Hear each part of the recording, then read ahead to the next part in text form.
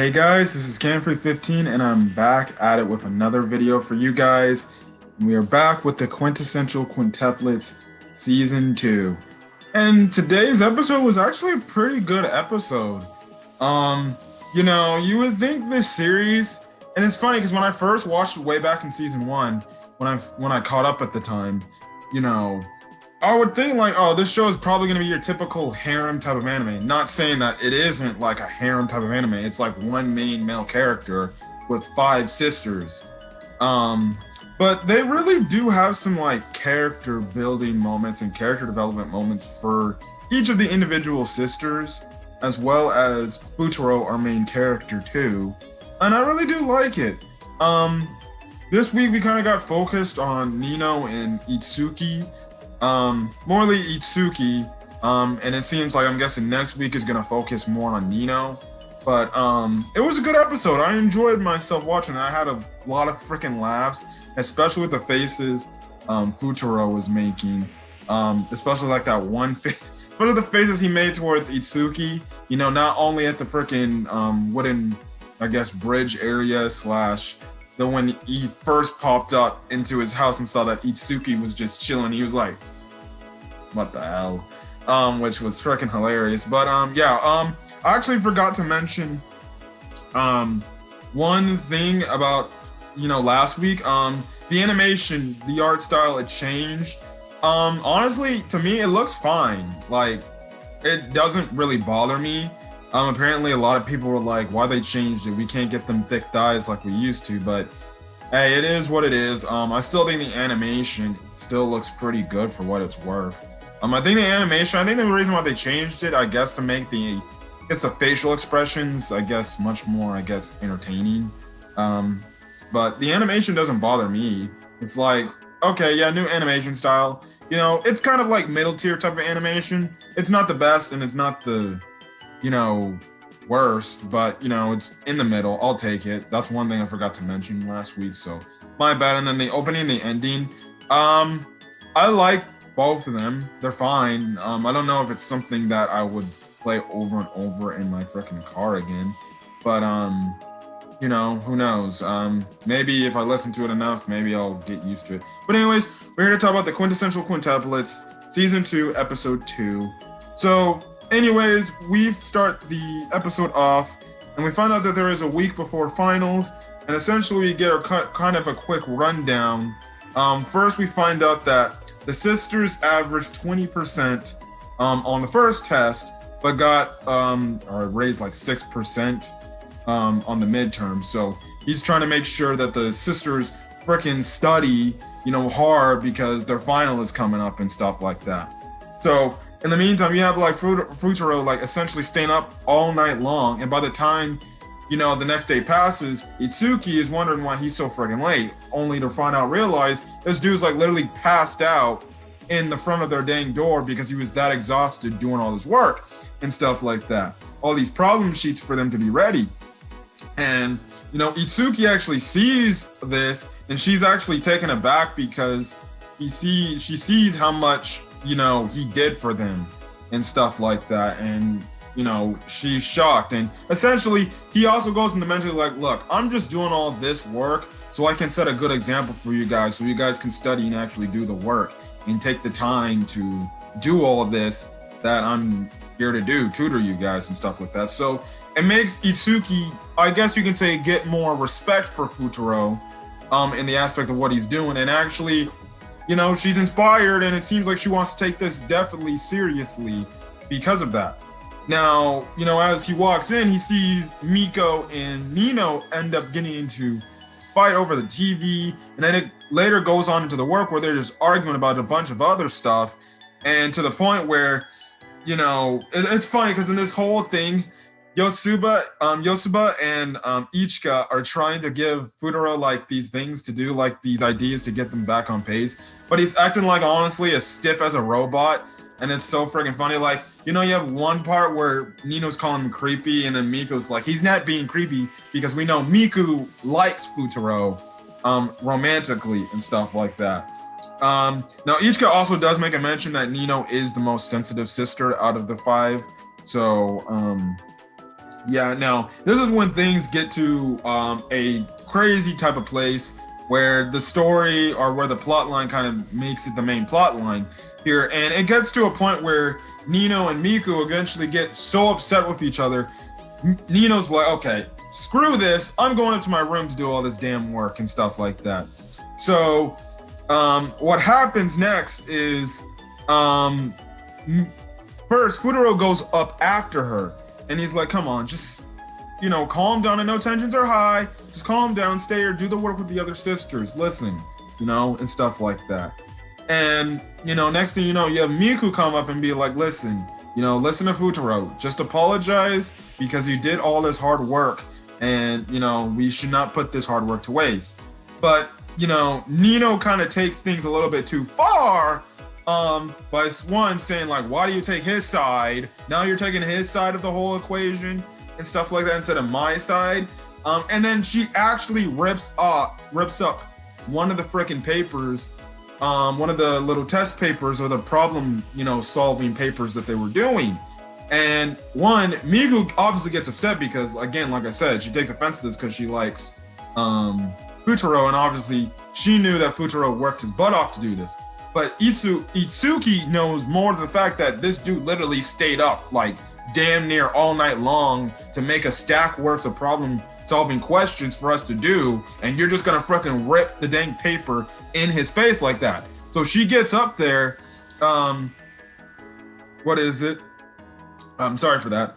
She gets up on the stairs and she legit slaps Nino and stuff like that. And she's like, apologize now, because this dude worked essentially his ass off to do all this freaking paperwork. We find out and we know that freaking Futaro didn't do this on a freaking, computer and stuff like this. He did this like legit handwritten, and it looked like a good 100, pieces of paper he did handwritten. Trust me, if I had to do all that work for 100, like at least maybe 100 papers of problem solving questions, my arm would be dead and I probably would have given up by like the 5th paper. But it goes to show you that, Futaro means what he stands by is trying to set a good example to the quintuplets of being like, listen, if I'm working my butt off, you guys can do the same thing. You guys just have to, apply yourselves to do all these things and stuff like that.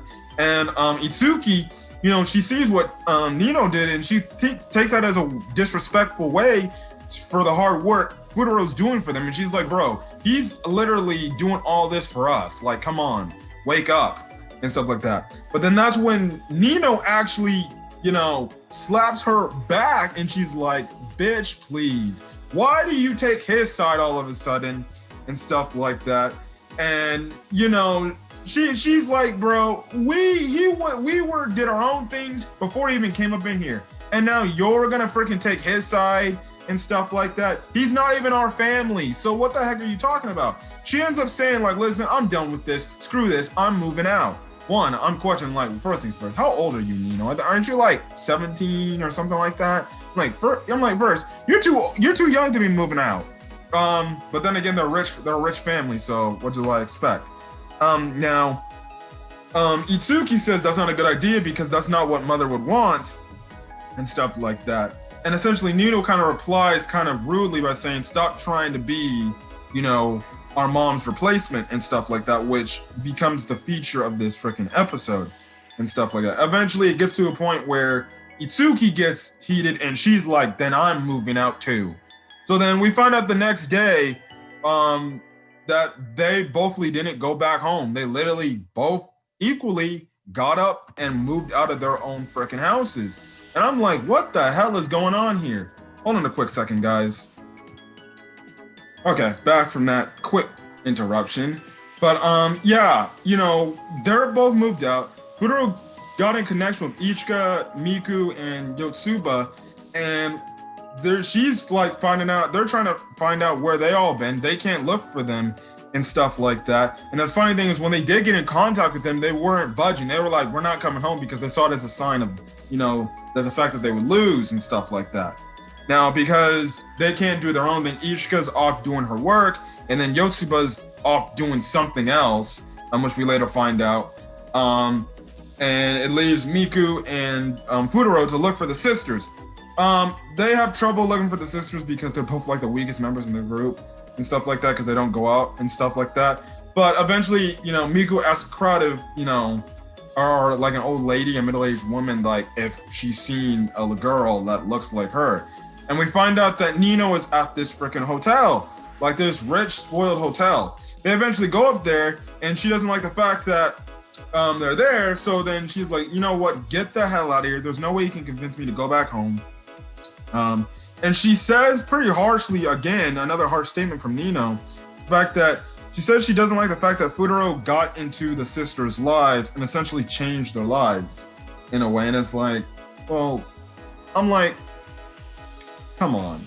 I'm like, this dude's sacrificing a lot of his time. He could probably be doing his own thing and stuff like that instead of hanging out with you chicks. Now, I know if it was in my position, I probably would have screamed back at her and said, yo, I'm wasting my time with you chicks doing all this crap.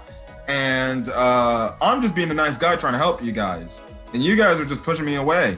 But, I like that Futaro didn't kind of respond to that. But it's kind of heartless to think that, Nino, still doesn't think that Futaro is just a bad dude that's just got in their lives out of nowhere. She also takes the bracelet Futaro was given by her when he was his little alter ego self, or pretending to be his old self, and I guess at the same time when Nino hit on him because we know Nino likes his old self. I also feel like next week he's gonna tell her the truth that the guy you were crushing over, yeah, that was me. Now the question is will Nino believe it? But we'll just find out. But she gets back the bracelet and she's like, Kintaro, I forgot the thing. That's what he called his alter ego. So yeah. Anyways, they eventually give up, and because Miku says Itsuki is nowhere to be found, so that's one thing. But they do make a mention that her purse is still at the house, so it shows that she might might come home one of these times. So this is probably one of the funny scenes where I died. So Futaro comes home, and next thing you know, he walks in, and he sees Itsuki literally cooking them dinner, or cooking dinner for them. And he puts on probably one of the most hilarious faces he's ever put on. And I was freaking dying. I'm like, dog, come on, and stuff like that. So this entire time, Itsuki was essentially chilling at Futaro's house and stuff like that.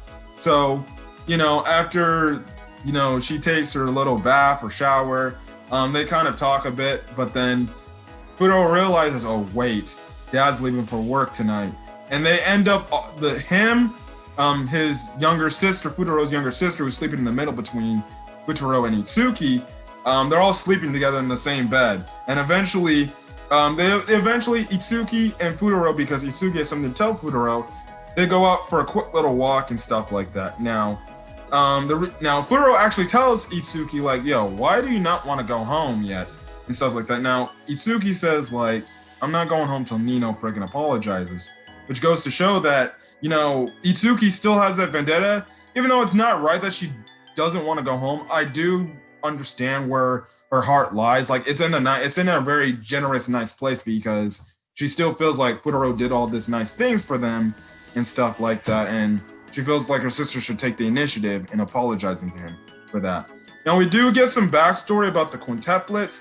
Itsuki says that they, because what happens is Futaro said, look, I'm sorry that you have to deal with living in the freaking mess heap or a poor living lifestyle. But then we found out in a backstory that Itsuki says that the sisters, back when they lived with their mom before her mom, remarried, we find out that they were actually poor. Like, they lived essentially in, I guess what it looked like in the background, a motel. And it seems like all the sisters were very much poor and everything. So that's an interesting point to make, to mention that they weren't always rich to begin with. They were a poor family and stuff like that. She does go on to mention that their mom fell ill. They didn't specify if the mom, like, is still alive. I think they said the mom passed away. But it seems like the mom is still alive, just very ill and stuff like that. So yeah, but Futaro gives a little bit more statements, and he kind of confirms to Itsuki the reason why he studies. And he says, ever since he met the pink-haired girl in the past, he wanted to be somebody that helps other people, and that's why he studies. And it kind of makes Itsuki feel a little bit more good about the fact where Futaro stands at. And also another thing we find out too is apparently, I'm guessing for the time being, Futaro is gonna let Itsuki live at his place till things eventually settle down and stuff like that. Now, he goes back to the school and we find out that Yotsuba actually signed back up with the track team and stuff like that. So that's where she's been off this entire time, just running the track stuff. So yeah, but Futaro's like, you need to quit the damn team. So she kind of runs off to go join the practice. Now, after essentially kind of, recollecting himself, Futaro kind of thinks about what Nino said to him by saying, the whole fact, like, I wish he never got involved in our lives. He actually starts to blame himself and he's like, maybe I never should have got involved in their lives and stuff like that. But I'm like, Futaro, come on, you can't say that. They changed your life as well as much as you changed theirs. And then all of a sudden, we see an older version, or an older of the pink-haired girl just magically show up out of nowhere. She knows who Futaro's name is, like his full name, and stuff like that. But then, we don't see anything else. He looks up, he's shocked, and then we find out he jumped in the lake, and Yotsuba is like running. He's like, what the hell is wrong with you? Anyways, hopefully you're able to bring back Nino and Itsuki back home and stuff like that. So the episode ends off with him going back to the hotel thing, and essentially, he walks away after the guards just won't let him in, and then Nino's like, gives him a towel. He's like, okay, you can come to my room, because you can't be looking like you're a freaking clown or a freaking wet piece of crap. So yeah, next week it seems like it's gonna focus on Nino. I did like what we got here with Itsuki. It was more of Itsuki opening up to Futaro like that, as well as telling more about the backstory. Again, very interesting stuff, and it was a good episode, like a really good episode for the character standpoints of Itsuki and Nino. Well, Nino seems like it's gonna be coming next week. It's also a 2-part episode, I'm guessing. So yeah, but I really like what we got from Itsuki. The fact of that now she's starting to realize more that Futaro is actually not like just being so demanding on them. I mean, you could see it like as the end of season 1, how the fact she started to be a little bit more open to him, a little bit more willing to take his side on some things, even though she's not the best student like her sisters. But I do like the fact that she's starting to open up and tell a little bit more about herself and kind of being more open to him. And again, I think it's coming to the point, because I think they hinted at like some part in season 2. I mean, not season 2, season 1, at like the tail end. She's starting to develop feelings and have a thing with Futaro. I wouldn't be mad if she's the mysterious, I guess, lady, a girl that he's eventually gonna marry in the future. But listen, Itsuki, she's honestly, I would say, waifu material. I do like her a lot. But I like the character development we got from her this episode. So they focus on Itsuki. Next week, it seems like we're going to be focusing on Nino. And another good week of the Quintessential Quintuplets. So if you guys like the video, leave a like. Put in the comment section your thoughts on this episode, as well as hit that subscribe button if you want to get more Quintessential Quintuplets reviews going forward. Anyways, guys, I'll see you guys on the next video. Till then, guys, peace and have a great rest of your day and stay safe out there.